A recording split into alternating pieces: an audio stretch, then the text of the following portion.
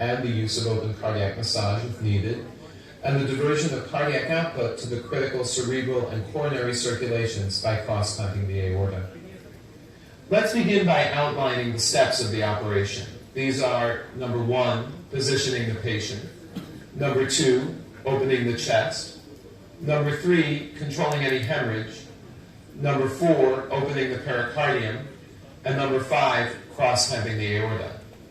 Before proceeding with the demonstration of these techniques, let's take a moment to review the instruments required. Other than the standard instruments found on any minor surgery set, you'll need a large bone cutter, a rib spreader, a Satinsky clamp, and a large aortic cross clamp.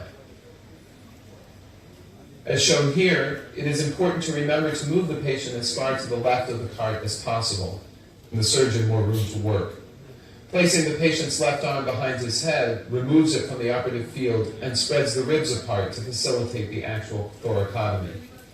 A bolster, like the roll of toweling shown here, serves to tilt the operative field into the surgeon's reach and vision. As shown here, it is helpful to mark the plan of the incision with the handle of a scalpel. The incision should be placed just under the pectoralis muscle. Cutting into the muscle itself can lead to troublesome bleeding following a successful resuscitation. We begin the incision on the right sternal border to facilitate conversion to a bilateral thoracotomy should this become necessary.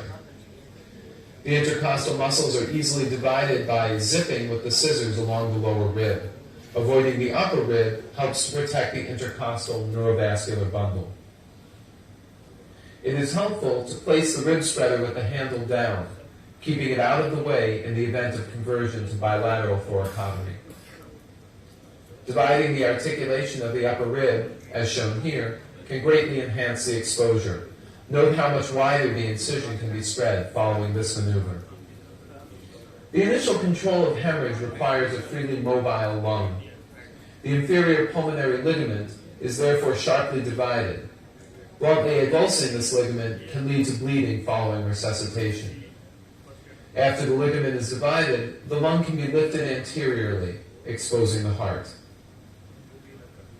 A large hole in the heart, like the one shown here, can be digitally occluded.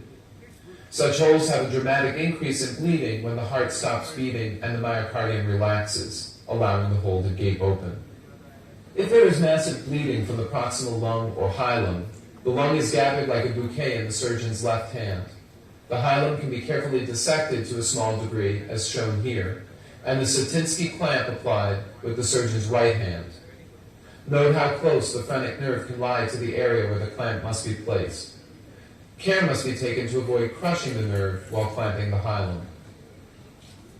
If no obvious hole is found in the heart, the pericardium must be widely opened as soon as major hemorrhage is controlled. Carefully identify the phrenic nerve, which runs parallel to the spinal column and aorta on the pericardium. Grasp the pericardium with toothed forceps, if possible. Remember that unlike this cadaver model, the pericardium will be tense and hard to hold. It is easiest to gain entry into the pericardial sac with the scalpel, but once entered, the scissors open the pericardium widely. It is much safer and easier to finish the pericardial incision with the scissors, as shown here. The pericardium is emptied of blood and any clots, allowing a full inspection for injuries and relieving any tamponade effect.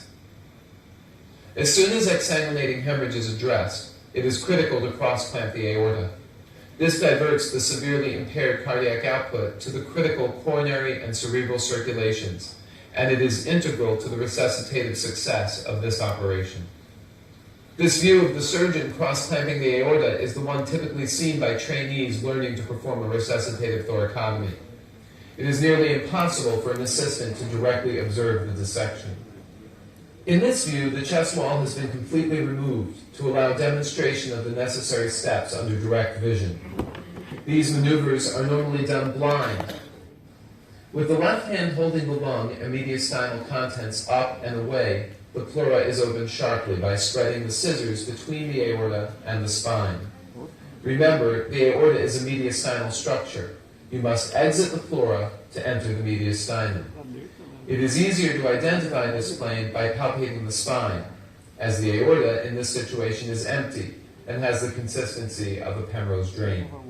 The aorta is isolated bluntly with the fingers of the right hand below and the right thumb above the aorta.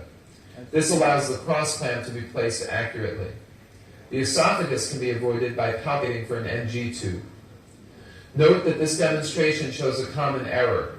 The clamp should be placed with one click only to avoid crush injuries to the aorta. The clamp should not be clamped as tightly as we show here.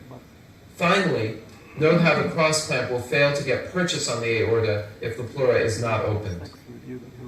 Once the aorta is cross-clamped, it may be necessary to convert to a bilateral thoracotomy to complete the job of controlling major hemorrhage. Even when the wound seems to be on the right side externally, it is best to begin the procedure with a left thoracotomy.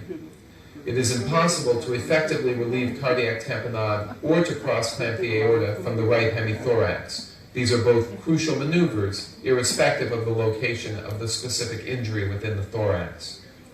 Furthermore, external landmarks can be deceptive, and cardiac injury with tamponade is a common cause of mortality in patients who seem to have only right thoracic injuries. If the left resuscitative thoracotomy raises suspicion of right thoracic exsanguination, entry into the right hemithorax is easily accomplished.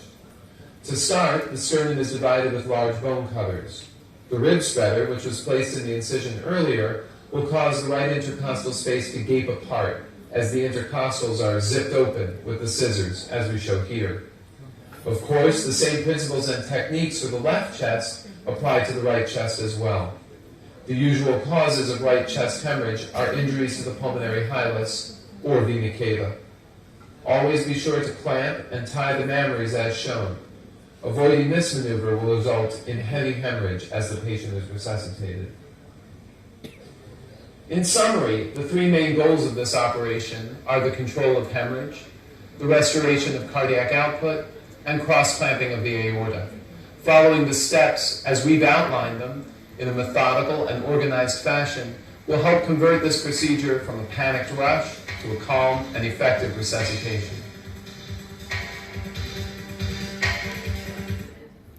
So this was resuscitative thoracotomy, and this will be, you will have hand-on experience tomorrow as well, inshallah.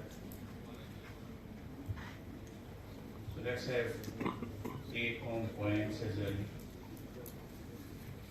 Consider early mobilization of your resources. जब आपको पता चले कि call आ गई, अगर आपने patient देखा है, patient is collapsing in front of you, just mobilize your resources. Call for help. अपनी टीम को बुलाएं, उन्हें एक्टिवली कॉल करें for help. ठीक है? Traumatic cardiac arrest should prompt an algorithmic approach. उसमें क्या करना है? Addressing reversible causes देखें, hypoxia, cardiac tamponade, tension pneumothorax या hypovolemia. These should be addressed. Bilateral thoracotomy should be done. Thoracostomy should be done, and consideration of resuscitative thoracotomy if the patient is not intubated. So resuscitative thoracotomy should be considered in patients with penetrating thoracic trauma, especially if CPR is under 15 minutes in duration at the time of thoracotomy. So this is the take-home message, that we should be ready for these kind of procedures whenever we come across these kind of patients. Any questions? We have very experienced faculty here. Professor Khalid Javed Khan Sahib is here, and other senior members, Professor Harun Javed Sahib. You can ask questions. Questions, comments, observations? So I would like to add one comment. So once we are in the panic mode and preparing the heart, once we are in the panic mode and preparing the heart and applying procedures, we don't have to forget the coronaries. Yeah, that's very important. So we don't have to, forget that, because this is the time, this is the full panic situation over there. And if you take the coronaries in your sutures, probably this is not going to help in the long term. Even if the patient survives, this is going to be ongoing cardiac ischemia, and a lot of. Second thing is that plagiative sutures would, as beautifully explained by you. So plagiative sutures are going to hold better as compared to simple sutures because they are going to touch you. So maybe horizontal methods can divide the tension on the sutures, But if available, or if we can just mobilize the pericardium or anything to pledge it, because we do not have pledged sutures here in Pakistan, at least what I believe.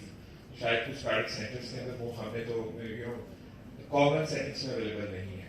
So this is what I wanted to add. Thank you very much for your comments, and very rightly said that for coronaries, this is very important, and thank you for mentioning this. If we come across that, if you see that this is a coronary artery, and you have to apply the transverse matter suture, you just go below the coronary and then come back below the. Don't apply the vertical matters. If you apply transverse matters, you will save this. And you, while passing the needle, you have to take care that it should not go around or through the coronaries. So this is very important point. It's absolutely essential to save the coronaries, because usually younger males with penetrating trauma to the heart, say for example a stab, इनकी main vessel ही सब कुछ होता है, इनकी collateral से नहीं बनी होती. So you tie up a main vessel while repairing a hole in the heart, you give them a major heart attack there and then. So it's very, very important. Very important. Mr. Khalid Khan. Well, a very important topic which has been very nicely explained and elaborated by Professor Imran. So, the thing is that you may not be able to come across this thing in your lifetime, because it's not something very common that people present to you in like ERs and all that, because these patients are usually victims of the system, because our systems are not that developed that you can carry these massively traumatic patients to the ERs well in time. Then the other thing is mobilization of the resources, and I was just telling Professor Yaro which resources are we equipped? Do we have the equipment to deal with these kinds of things? You have to have availability of blood. You have to have availability of a team. You have to have all those equipment. How many of you have practically seen this rib spreader or finisher? How many of you have seen it? So from here you can learn. Now, the idea of this presentation is to create an awareness among all of you people, because you are the future. You are going to run the shows in the future. So you have to keep in mind that there is a place for this thing as well. There's a very, very, even if you save one life in your career, that will be a success. There will be an achievement for you, all of you. So keeping in mind that this is a possibility, you can have a problem on the table and you have to carry out a resuscitative thoracotomy, because many times patients bleed during other surgeries. Or a trauma patients which has come to you with major abdominal vascular injury, they may succumb, they may collapse, they may not be able to be revived by your routine measures. So there you have to take these steps. So very nicely elaborated. And the only thing is that you have to have a will, knowledge, desire, and the courage to do it. When Benzie had this assault, she had thoracotomy, and that was a resuscitative thoracotomy. Lady Diana also had a resuscitative thoracotomy. So even if you ever come across Lady Diana, do resuscitative thoracotomy. I think both. So I think this was both of them were social thoracotomy. So And there's a running key available also. Yes, pressure thoracotomy. The surgeon would think that if at all in the future I'm asked, did you do that? What will I say? So did you do that? Yes. What was the outcome? Nothing. Both of them were blunt trauma. That's why I didn't go. Yes. So the best survival possibility is with the penetrating injuries. If you see the statistics of the survivors, they are penetrating injuries. And then, if at all, God forbid, something happens on the table, you have a major vascular trauma on the table, pathogenic or unmanageable, uncontrolled, bleeding from the patient by any means. So that is where you can practically use this technique, and the survival chances are much better, because if you look at the statistics of the closed cardiac massage and open cardiac massage, like with this thoracotomy, there's a tremendous difference in the percentages of the coronary flow, cerebral flow, and management of the blood pressure. So it is a reality, it is to be accepted, and you should be equipped and prepared, programmed to perform it if you need it. So if at all anybody having any query, any questions, take advantage of the presence of all of us here. Professor Khalid Javed Khan, my role model and my teacher also, he is the only one I've seen for penetrating into the heart, do a medial sternotomy with a bone cutter. Sir वो यही resources की बात कर रहे हैं ना. So any comments? So we've summed up that resuscitative thoracotomy is most useful in penetrating trauma, hardly ever useful in blunt trauma. Number two, in a witnessed cardiac arrest. We had administrator of Shahzad Hospital shot multiple times through the chest and abdomen near this Gulberg market and brought here. We did a resuscitated thoracotomy, our own administrator, and he passed away. But it was not a witnessed cardiac arrest. It was too late. We don't know how long it had been lying there. So witnessed cardiac arrest, or somebody tells you कि बाहर ambulance से जा रहे थे तो arrest हो गया, बंदे ने देखा अभी 2 मिनट हुए यहाँ जो भी. So that kind of a patient and penetrating trauma.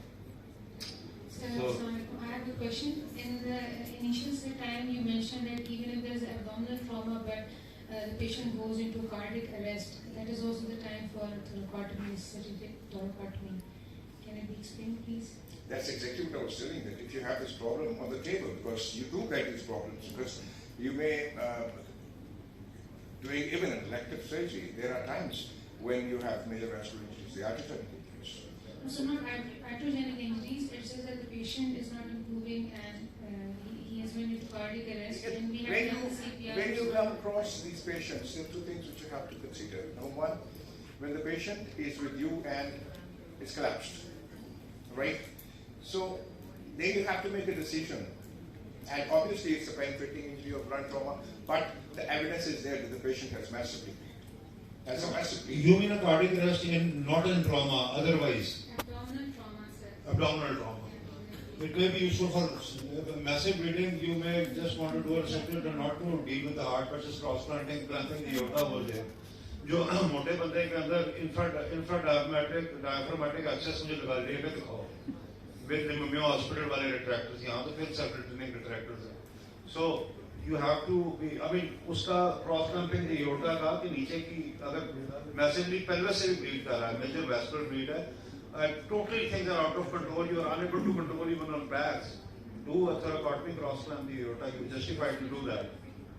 The point is that when you have a collapsed patient on the table, and as I was telling you, that you have evidence that there is massive hemorrhage, you have to decide which compartment is to be opened first. So if your patient is not responding to the whatsoever attempt you have made to the, for the resuscitation of the patient, thoracotomy is the first choice. You know, you have to open up the chest wall, and then you go for cross-clamping of the aorta, because that's the only way you can control, or at least attempt to control the hemorrhage, which is in the other compartment, that's intra-abdominal. But once you have cross-clamped the aorta, then you can open up the cavity, because the cavity somehow provides some kind of tamponade. The moment you open it up, the patient will deteriorate and will collapse, and it will be very, very difficult for you to revive the patient. So you have to make a decision whether to go in the upper compartment or to start with the lower compartment. So opening up the thoracic cavity and cross-clamping the aorta is a better option than jumping into the abdomen where there is a pool of blood and you will be exhausted of your resources within no time. Thank you. Thank you very much for your valuable comments and very Okay, last question. Big question. Last question. Okay. So my question is that once we go in and patients in cardiac arrest, we are repairing, we are identifying the injury, we are putting the finger, we are repairing it, the anterior wall, the posterior wall. Are we doing all this when the patient's in cardiac arrest? The point is, when you are dealing with these things, the initial problem is that you have to control the hemorrhage, because this is a massive hemorrhage. There are two types of hemorrhage which you get from the cardiac injuries. So the commonest injury in the heart is the right ventricle. Then second is the left ventricle. Similarly, third is the right atrium. Fourth is the left atrium. So that's the sequence, the percentage of injuries you can get. The only thing is, if it's a penetrating injury, most of the times it can be two injuries, anterior wall as well as posterior wall. Right? You have to control the hemorrhage by even putting your finger in, you can control. You can apply 2 clamps and cross clamp them, you can control. But then you have to start the pumping. Because if you are not going to make the heart work for some time, the brain is not going to sustain. So you have to attempt. The basic problem of this resuscitative thoracotomy is that you have to control the hemorrhage and at the same time you have to pump the heart. Because you have to have some circulation. In cross-clamp, you clamp the aorta as well. So that the maximum, whatsoever is in the circulation, that goes to the brain. That's the priority. Limbs can be taken care of later on as well. Welcome, Dr. Durman Alvi sir. We traveled from Gujranwala. Thank you very much, sir, for joining. So I think all the questions are answered here. For your question, the last question, as Professor Khalid Javed we explained that if we have the right atrium injury, we can apply Stratinsky clamp there. We can do the internal cardiac massage. If we have in the left or right ventricle, we can use polycatheter, inflate the balloon, and then do the internal cardiac massage. And then when the patient is improved, we can apply the stitches. So I think we should conclude here for next session. And we will have tomorrow the hand-on experience session. Thank you very much.